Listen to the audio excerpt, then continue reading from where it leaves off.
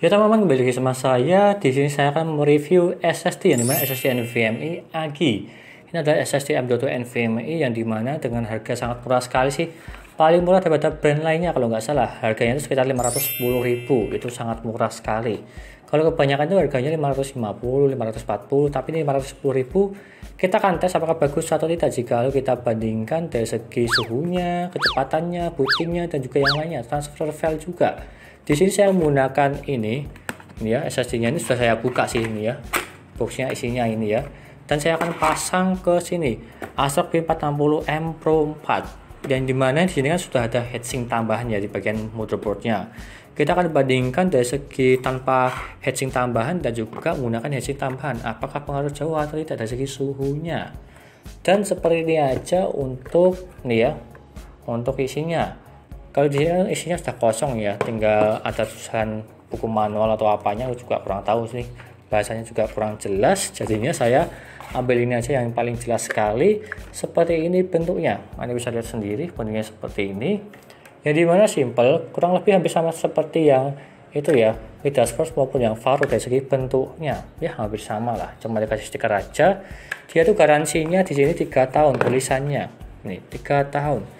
Dari segi tulisannya di sini tidak tertulis sama sekali. Mungkin nanti saya akan cek di websitenya aja, websitenya AGI, berapa kecepatannya jika kita bandingkan dari segi realitanya yang saya akan tes nanti di Crystal Mark, yang dimana apakah bagus atau tidak.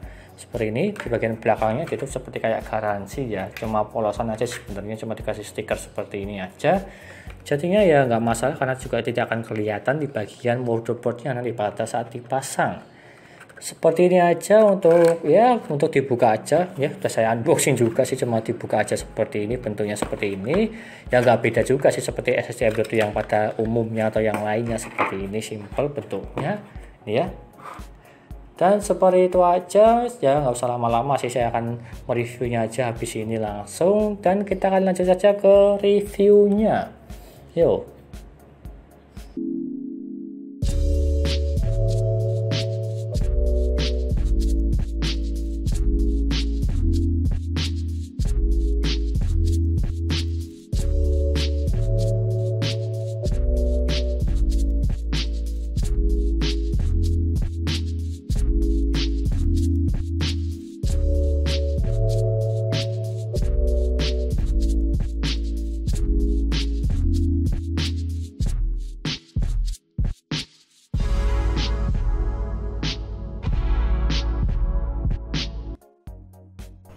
Dan lalu yang pertama saya akan tes untuk booting Windowsnya, yang dimana saya menggunakan SSD AGI NVMe, yang dimana apakah cepat atau tidak kita tunggu aja.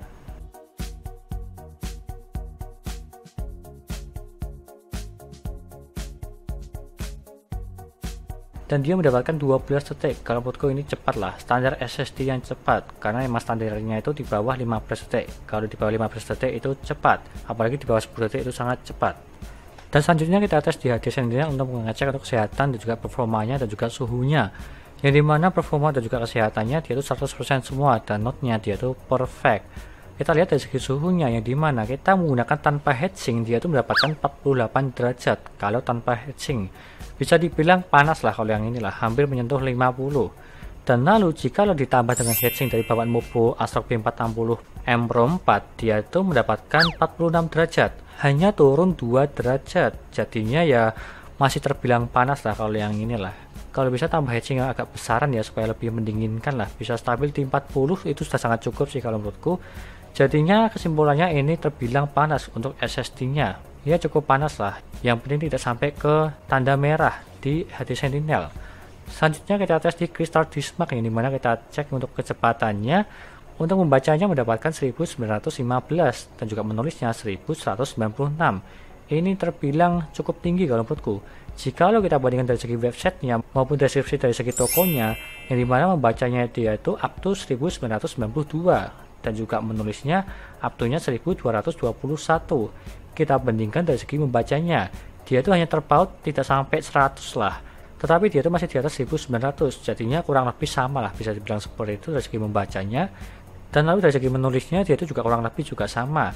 tidak sampai 50 juga, yang dimana 1196 dengan 1221 ya tidak sampai 50 lah, jadinya terbilang hampir sama lah. Untuk kesimpulannya ini juga bagus dari segi kecepatannya, cuma suhunya aja yang agak panas. Dan selanjutnya di tes yang terakhir kita cek untuk transfer filenya, yang dimana saya memindahkan file 8GB, ya hampir 8GB lah bisa dibilang seperti itu. Yang pertama dari hard disk ke SSD dulu. Awalannya dia mendapatkan 50, 60 sampai ke 70 itu naik. Kemudian dia tuh naik ke 100, lalu turun ke 3 secara drastis lah. Sehabis itu dia tuh juga naik ke 40 dan juga ke 70. Dan lalu turun lagi ke 1. Ya ini bisa dibilang agak aneh ya. Sehabis itu ya naik turun stabil sih, dan juga lalu naik ke 100-an. Ya cuma 3 detik atau 4 detik lalu kembali lagi ke awal 50 sampai ke 1 sampai selesai. Ini juga agak aneh juga sih jika kita bandingkan dari segi yang saya review yang dulunya nggak sampai seperti ini, atau tidak sampai menyentuh di bawah 10 lah. Seperti itu. Selanjutnya dari segi SSD ke hard disk, yang dimana saya itu memindahkan file yang tadi, yang dari hard disk ke SSD. Sekarang saya pindahkan dari SSD ke hard disk, awalannya mendapatkan 700, lalu turun perlahan-lahan sampai ke 1. Ya, sampai ke 1, lalu naik lagi, stabil di 1 sampai ke 70-an sampai selesai. Ya, itu sih. 1 sampai 70-an tidak stabil sih kalau menurutku. Jika aku bandingkan dari segi yang SSD yang pernah saya review yang NVMe, biasanya itu stabilnya di 100 maupun 80, tidak menyentuh sampai di bawah 10 maupun sampai ke 1. Itu yang agak aneh. Meskipun ini tesnya bottleneck dari segi SSD ke hard disk, tapi kita bisa simpulkan jika kita bandingkan dari SSD NVMe yang lainnya. Kalau menurutku ini kurang rekomend dari segi pemindahan data dari SSD ke hard disk. Mungkin kebanyakan orang juga akan seperti ini ya, karena kebanyakan orang itu memakainya SSD dan juga hard disk, bukan SSD semua. Itu kan juga jarang orang memakai itu. Jadi kita bisa simpulkan aja kecepatannya seperti ini. Contohnya, kalau menurutku kurang dari segi transfer filenya dari SSD ke hard disk maupun hard disk ke SSD. Meskipun bottleneck emang itu memang sengaja saya tes memang seperti itu sih. Cuma sebagai data aja. Dan kalau menurutku kesimpulannya ini rekomend atau tidak, kalau menurutku sih ya 50-50. Dari segi kecepatan bootingnya dia itu cepat, dari segi kristal disk marknya dia itu juga bagus. Tapi dari segi suhunya dia itu agak panas, dan juga dari segi transfer filenya dia itu ya itu sih kurang cepat ya. Jadi intinya kalau menurutku cukup bagus aja. Kalau dari segi suhu kita bisa mengakali dengan heatsink yang besar untuk menahan panasnya aja. Kalau dari segi transfer filenya kalau menurutku sih ya nggak bisa diakali juga sih, kecuali kalau diganti SSD semua. Ya kalau bisa dibilang ini cukup bagus. Rekomend atau tidak kalau menurutku sih ya biasa aja sih. Bukan maksudnya tidak rekomend ya, emang biasa aja dengan harga murah ini juga cocok sih kalau menurutku.